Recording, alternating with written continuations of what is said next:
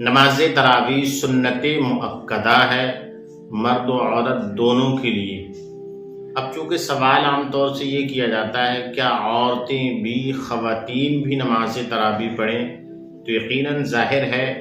کہ نماز تراویح جو ہے مرد و عورت دونوں کے لیے سنت مؤکدہ ہے، یعنی کہ پڑھنا ضروری ہے۔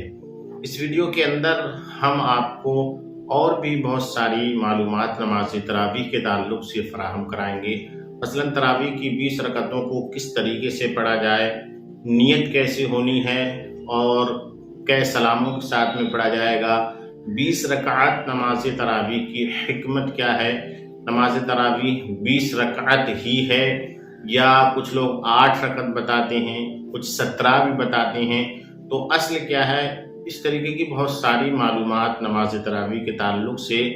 آپ کو اس ویڈیو کے اندر ہم آپ کے بہت سارے سوالات کے جوابات آپ کو اس ویڈیو کے اندر نماز تراویح کے تعلق سے مل جائیں گے۔ کچھ سوالات ہم نے ترتیب دیے ہیں، ان کے جوابات ہم آپ تک پہنچائیں گے۔ سب سے پہلا سوال ہے تراویح سنت ہے یا نفل ہے، تو اس کا جواب ہے تراویح سنت مؤکدہ ہے، مرد و عورت دونوں کے لیے یہ پڑھنا ضروری ہے۔ تراویح کی کتنی رکعتیں ہیں، ہمارا آپ بخوبی جانتے ہیں کہ نماز تراویح کی 20 رکعات ہیں، اور یہی صحیح ہے۔ اس پر دلائل اور مدلل جو ہم نے ایک بحث کی ہے، اور نماز تراویح کی 20 رکعت ہی ہیں، اس کے تعلق سے ایک ویڈیو ہم نے اسی اپنے چینل پر ڈال رکھی ہے، آپ وہاں سے واچ کر سکتی ہیں۔ تیسرا سوال ہے نماز تراویح کی 20 رکعات میں حکمت کیا ہے، تو اس کا جواب یہ ہے کہ سنتوں سے فرائض اور واجبات کی تکمیل ہوتی ہے، اور صبح سے شام تک اگر ہم ان فرائض و واجبات کی رکعات کی گنتی کریں گے تو یہ 20 رکعتیں ہوتی ہیں، تو اسی کی مناسبت سے تراویح کی نماز بھی 20 رکعت ہی ہونا چاہیے۔ اس کے علاوہ حضرت عمر فاروق اعظم رضی اللہ تعالیٰ عنہ نے باقاعدہ 20 رکعت نماز تراویح پڑھنے کا حکم دیا، اور آپ نے پڑھی بھی تھیں، اور جماعت سے آپ نے پڑھنے کا حکم بھی ارشاد فرمایا تھا۔ ایک سوال ہے نماز تراویح 20 رکعتیں کس طریقے سے پڑھی جاتی ہیں، تو 10 سلاموں کے ساتھ پڑھی جاتی ہیں، ہر 2 رکعت پر سلام پھیرا جاتا ہے، اور ہر 4 رکعت کے بعد کچھ دیر کا وقفہ کیا جاتا ہے جسے ترویحہ کہتے ہیں،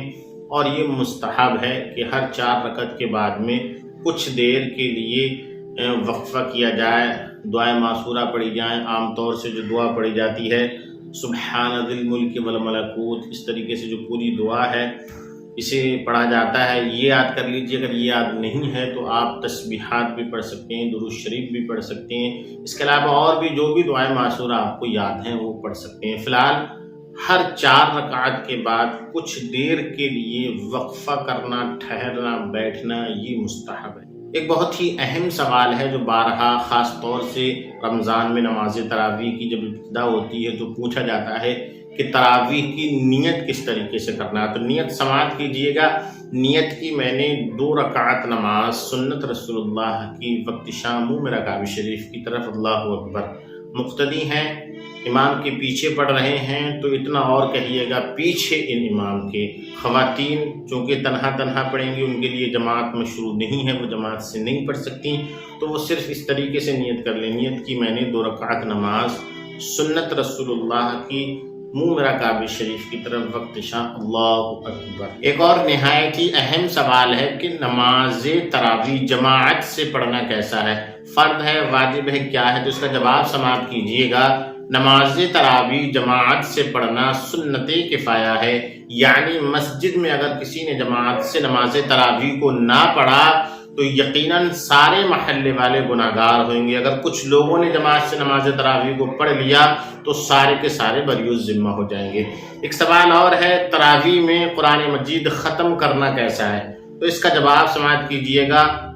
پورے رمضان نماز تراویح میں ایک بار قرآن مجید کو ختم کرنا یہ سنت مؤکدہ ہے، اور 2 بار ختم کرنا یہ افضل ہے، اور 3 بار ختم کرنا یہ مزید اور زیادہ فضیلت رکھتا ہے۔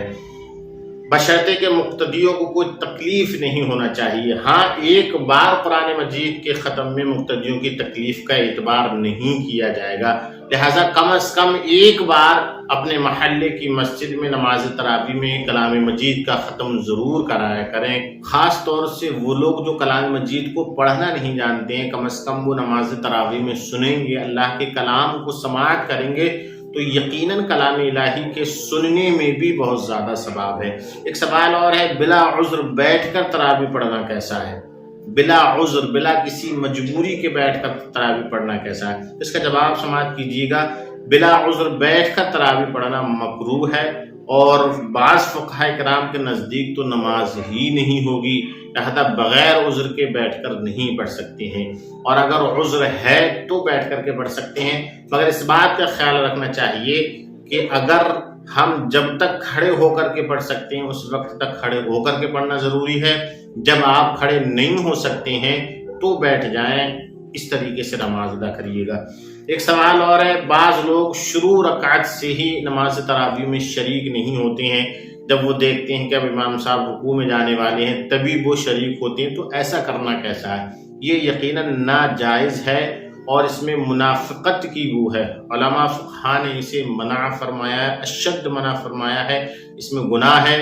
جیسے ہی نماز تراویح کے لیے کھڑے ہوں، نیت باندھے، فوراً ہی ہمیں شریک ہو جانا ہے، انتظار نہیں کرنا ہے کہ جب امام صاحب رکوع میں جائیں گے تبھی ہم شریک ہوں گے۔ خاص طور سے وہاں جہاں کلام مجید کو نماز تراویح میں پڑھا جاتا ہے تو سوچتے ہیں کہ ابھی تو ٹائم لگے گا، لاؤ تھوڑی بہت دیر کے لیے بیٹھے رہو، یا وہ ادھر ادھر پانی شانی پینے میں اپنا وقت ضائع کرتے ہیں، ٹائم پورا کرتے ہیں۔ خدا را غور و فکر کیجئے گا، اللہ کی عبادت کے لیے آئے ہیں، نماز پڑھنے کے لیے آئے ہیں، اپنا وقت ہم دیگر اور کاموں میں ایسے گزار دیتے ہیں بڑا لگن شوق کے ساتھ کہ ہمیں اس کا احساس نہیں ہوتا، لیکن اللہ کی بارگاہ میں آ کر، مسجد میں آ کر، رب کی بارگاہ میں ہمارا رب سب کچھ دیکھ رہا ہے، دلوں کے حالوں سے واقف ہے، تو ہماری یہ ساری نقل و حرکتیں بھی رب سے پوشیدہ نہیں ہیں۔ لہٰذا اس بات کا خیال رکھا جائے کہ 20 30 50 1 گھنٹہ جو بھی منٹ آپ کو لگ رہا ہے، ٹائم لگ رہا ہے، اس ٹائم کو صرف اللہ کی عبادت کے لیے خاص طور سے آپ صرف کیجئے گا۔ آخر میں ایک بات اور بتا دوں نماز تراویح کے تعلق سے، وہ یہ کہ نماز تراویح میں جہاں الم تراز سے نماز تراویح ہوتی ہے تو بڑا جلدی لوگ بھی بہت جلدی پڑھنے کی کوشش کرتے ہیں اور فخر محسوس کرتے ہیں کہ آج ہم نے 20 منٹ میں نماز تراویح ادا کر لی، کچھ کہتے ہیں 15 منٹ میں ہو گئی۔ تو اس طریقے سے اگر آپ نماز تراویح پڑھیں گے کہ جلدی آپ کا نہ رکوع صحیح ہو رہا ہے نہ سجدہ صحیح ہو رہا ہے، تو کوئی فائدہ نہیں ہے، کوئی ثواب نہیں ہے، اور ایسی نماز قابل قبول بھی نہیں ہے۔ تو خاص طور سے تمام مقتدی حضرات بھی اس بات کا خیال رکھیں کہ رکوع بھی اچھے سے کریں، سجدہ بھی اچھے سے کریں۔ اللہ کی بارگاہ میں آپ نماز ادا کرنے کے لیے آئے ہیں، اٹھک بیٹھک کرنے کے لیے نہیں آئے ہیں۔ اور ائمہ کرام سے بھی بڑا پرزور اپیل میں کروں گا کہ وہ کسی مقتدی کے کہنے میں نہ آئے، مقتدیوں کو خوش کرنے کی کوشش نہ کریں، اپنے رب کو راضی کریں، رب کو خوش کریں، اور نماز کو مکمل اطمینان اور سکون کے ساتھ پڑھائیں کہ کہیں مقتدی حضرات کہہ رہے ہیں امام صاحب جلدی پڑھا تو امام صاحب سوچتے ہیں ارے چلو بھائی جلدی پڑھا دے رہے ہیں یار، ہماری اس میں واہ واہی ہوتی ہے۔ کئی مرتبہ ایسا بھی ہوتا ہے کہ ہمارا گاؤں میں جانا ہوتا ہے، وہاں ہم دیکھتے ہیں ادھر سجدے میں گئے، ادھر اٹھے، رکوع میں گئے، پھر اٹھ گئے، پتہ ہی نہیں چلتا کہ نماز پڑھ رہے ہیں اور اٹھک بیٹھک لگا رہے ہیں، واقعی ایسا ہوتا ہے۔ تو لہٰذا میں سب سے گزارش کروں گا کہ اللہ کی بارگاہ میں عبادت کر رہے ہیں، نماز پڑھ رہے ہیں تو نماز کا حق ادا کیجیے گا، اور نماز جیسے پڑھنے کا طور و طریقہ ہے ویسے پڑھیے گا تو یقیناً اس پر صبر کرنا کیا فائدہ ہے۔ بہت سی دعاؤں میں یاد رکھیے گا۔ السلام علیکم ورحمۃ اللہ وبرکاتہ۔